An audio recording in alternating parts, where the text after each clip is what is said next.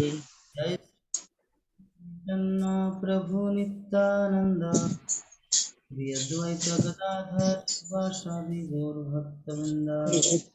हरे कृष्णा कृष्णा कृष्णा हरे राम ओम नमो भगवते वासुदेवाय।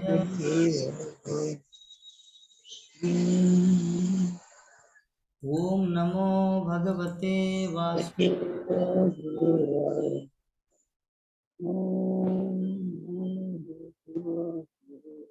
ओम नमो भगवते वासुदेवाय।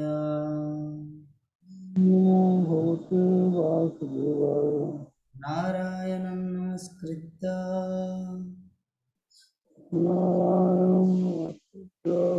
नरं चैव नरोत्तमं देवीं सरस्वतीं व्यासं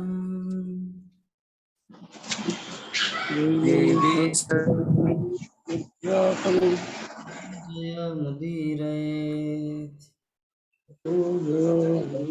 जय मोदी नष्टप्रायेषु अभद्रेषु नष्टप्रायसु नित्यं भागवत सेवया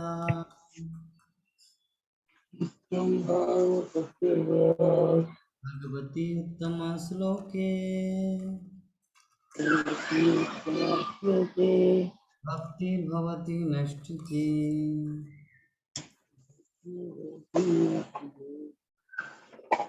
भागवतम प्रथम स्कंद 12 अध्याय श्लोक संख्या 29।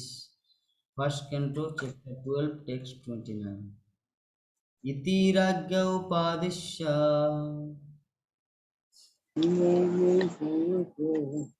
विप्रजातक कोविदा लिप्ता परित्या सर्वे लब्धापचितय सर्वे परिचया सर्वे प्रतिजग्मुषकान् गृहान्। प्रतिजग्मुहा स्वपान गृहान् राज्ञ उपादिश्य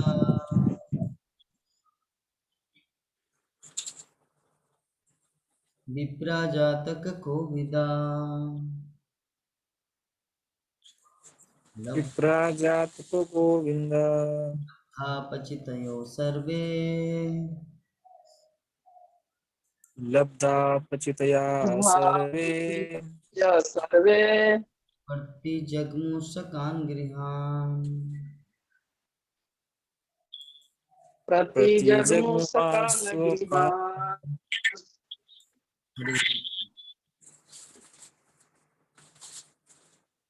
पढ़िए एक एक करके सब। हरे कृष्णा। इति राज्ञः उपादिश्य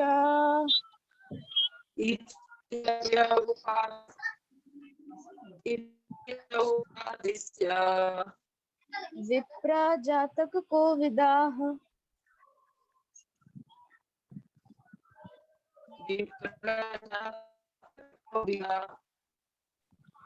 लब्धा पचितयः सर्वे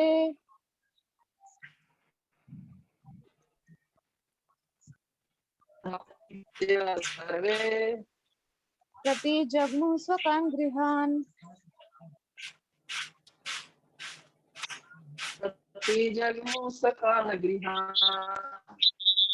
हरे कृष्णा। इति राज्ञ उपादिश्य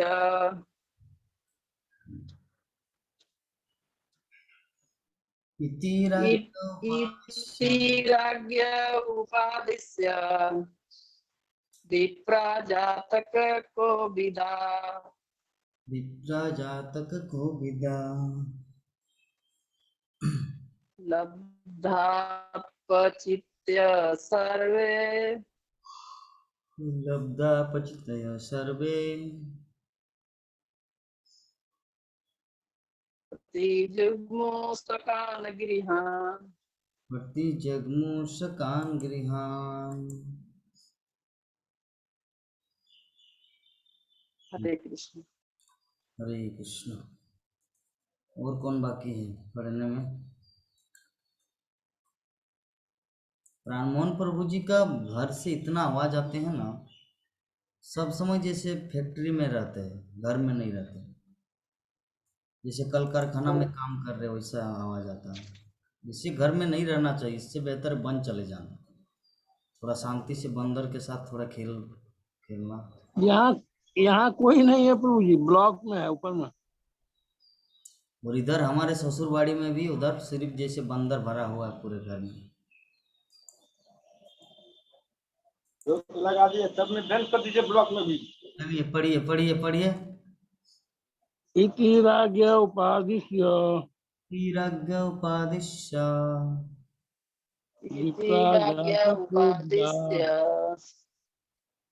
विप्राजातक को विदा राजातक को विदा लब्धा पतित्या सर्वे लब्धा पचितय सर्वे पति जगमु स्वकाम गृहाम। प्रति जगमुषकान गृहान। हरे कृष्ण। अनुवाद पढ़िए प्रभु जी, अनुवाद तात्पर्य जी पढ़िए। इस प्रकार जो लोग ज्योतिष ज्ञान में तथा जन्मोत्सव संपन्न कराने में पटु थे, उन्होंने इस बालक के भविष्य के विषय में राजा युधिष्ठिर को उपदेश दिया। फिर प्रचुर दक्षिणा प्राप्त करके वे अपने घरों को लौट गए। तात्पर्य: वेद भौतिक तथा आध्यात्मिक दोनों ही प्रकार से ज्ञान के आधार है, किंतु ऐसे ज्ञान का उद्देश्य आत्म साक्षात्कार की पूर्णता है। दूसरे शब्दों में सभी मनुष्यों के लिए वेद सभी प्रकार से मार्गदर्शक है, किंतु मानव जीवन समस्त प्रकार के कष्टों से छुटकारा पाने का सुअवसर है। अतः वेदों के ज्ञान द्वारा इसका समुचित ढंग से पथ प्रदर्शन होता है, चाहे वह भौतिक आवश्यकताएं हों या आध्यात्मिक मोक्ष। मनुष्यों का ऐसा विशेष वर्ग जो वेदों के ज्ञान में समर्पित होकर लगा रहता था, विप्र अर्थात वैदिक ज्ञान का स्नातक कहलाता था। वेदों में ज्ञान की विभिन्न शाखाएं हैं, जिनमें से ज्योतिष तथा आयुर्वेद ज्योतिष आयुर्वेद दो महत्वपूर्ण शाखाएं हैं जो सामान्य जन के लिए आवश्यक है। अतएव बुद्धिमान लोग उन्हें सामान्यतया ब्राह्मण कहा जाता है। वैदिक ज्ञान की विभिन्न शाखाओं में पारंगत होकर समाज का मार्गदर्शन करते थे। यहाँ तक कि ऐसे बुद्धिमान व्यक्ति धनुर्वेद में भी पारंगत होते थे और विप्रगण ज्ञान के इस अनुभाग के भी शिक्षक होते थे, यथा द्रोणाचार्य, कृपाचार्य इत्यादि हुए हैं। यहाँ पर वर्णित विप्र शब्द महत्वपूर्ण है। विप्रों तथा ब्राह्मणों में थोड़ा अंतर होता है। विप्रगण वे हैं जो कर्म कांड में दक्ष होते हैं, जो समाज का मार्गदर्शन करके जीवन की भौतिक आवश्यकताओं की पूर्ति करते थे, जबकि ब्राह्मण लोग जीविका के आध्यात्मिक ज्ञान में पटु होते हैं। ज्ञान का यह विभाग ज्ञान कांड कहलाता है और इससे भी ऊपर उपासना कांड होता है। उपासना कांड का चरम परिणति भगवान विष्णु की भक्ति सेवा में होती है और जब ब्राह्मण सिद्धि प्राप्त कर लेते हैं तो वे वैष्णव कहलाते हैं। पूजा की विधियों में विष्णु पूजा सर्वोच्च विधि है। समुन्नत ब्राह्मण वैष्णव होते हैं जो भगवान की दिव्य प्रेमा भक्ति में संलग्न रहते हैं। इस प्रकार श्रीमद् भागवत जो भक्ति का विज्ञान है, वैष्णवों को अत्यंत प्रिय है। जैसा कि श्रीमद् भागवत के प्रारंभ में बताया जा चुका है, यह वैदिक ज्ञान का परिपक्व फल है और उपरोक्त तीनों कांडों अर्थात कर्म, ज्ञान तथा उपासना कांडों से कहीं अधिक श्रेष्ठ विषय है। ठीक है।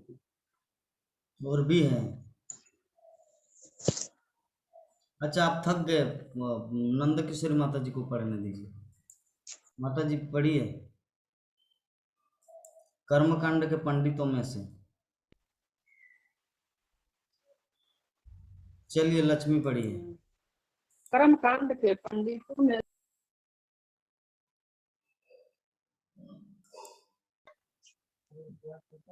कर्म कांड के पंडितों में से जातक कर्म में पटु विप्र अच्छे ज्योतिषी होते थे, जो नवजात शिशु के भविष्य को केवल समय लग्न की गणना से बता देते थे।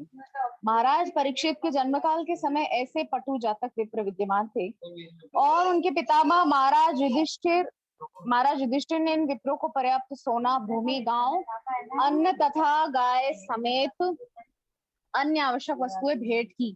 सामाजिक संरचना में ऐसे विप्रों की आवश्यकता है और राज्य का यह कर्तव्य है कि ऐसे लोगों का अच्छी तरह पालन करें। जैसा कि वैदिक पद्धति में विधान है, ऐसे पटु विप्र राज्य द्वारा पर्याप्त धन दिए जाने पर सामान्य लोगों की निशुल्क सेवा कर सकते हैं और इस तरह वैदिक ज्ञान का विभाग सबों के लिए सुलभ हो सकता है। हरे कृष्ण। तो चलिए हम लोग शुरू करते हैं श्रीमद् भागवतम की हमारी आज की कक्षा। तो आज ये हमारा श्रीमद् भागवतम के प्रथम स्कंद का 12 अध्याय श्लोक संख्या 29। तो इसमें कल हम लोग क्या चर्चा किए थे प्राणमोहन प्रभु जी? क्या चर्चा हुआ था कल? कौन सा श्लोक पाठ किए थे? 27 और 28। उसमें क्या क्या वर्णन आया था? इसमें बताया गया था प्रभु जी कि ब्राह्मण पुत्र द्वारा भेजा गया तक्षक नाग के डसने से उनकी परीक्षित महाराज की मृत्यु की बात थी। वो सुनकर के जो है अति नहीं हुए थे और वे जो है अपना आत्मसमर्पण करके जो है भगवान की शरण ग्रहण करने के लिए हो गए और वो जो है सुख गोस्वामी से जो है वो भागवतम का श्रवण किए। सूत गोस्वामी नहीं, सुखदेव गोस्वामी जी। सूत गोस्वामी से नहीं, सुखदेव गोस्वामी से। वही सुख गोस्वामी, सुखदेव गोस्वामी नहीं, उसको सुख नहीं बोला जाता है, उसको शॉर्ट में नहीं। सूत गोस्वामी को सूत गोस्वामी बोला जाता है। सुखदेव गोस्वामी को सुख बोलने से नहीं चलेगा। सूत नहीं, सुख मतलब सुगा। तो सिर्फ सुख बोलने से उसका सम्मान नहीं आता। सुख गोस्वामी, देव गोस्वामी, ठीक है? ठीक है। तो सुखदेव गोस्वामी से जो है वो परीक्षित महाराज जो है भागवतम का श्रवण किए 7 दिनों तक और जो है वे भगवत धाम को प्राप्त किए। और फिर आपका माथा नहीं दिख रहा है प्रभु जी, आपका जैसे सर कटा हुआ है। नीचे है मोबाइल, बोलिए।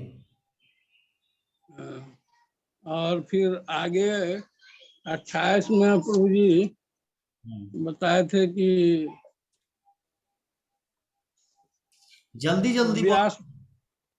नंद किशोरी माता जी बोलिए, क्या बात हुआ था कल? का क्या चर्चा हुआ था? आपकी माँ हरि नाम कर रहे थे हॉस्पिटल के अंदर, पुणे हॉस्पिटल के अंदर माँ बहुत हरि नाम कर रहे थे। बोले कि अजामिल की तरह कोई जमदूत ना आए।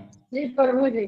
अरे हरे कृष्णा प्रभु जी, सभी भक्त लोग से दंडवत प्रणाम। प्रणाम। और कल तो प्रभु जी 27 श्लोक में आपने बताए थे कि युधिष्ठिर महाराज को बताया गया कि ऋषि मुनियों द्वारा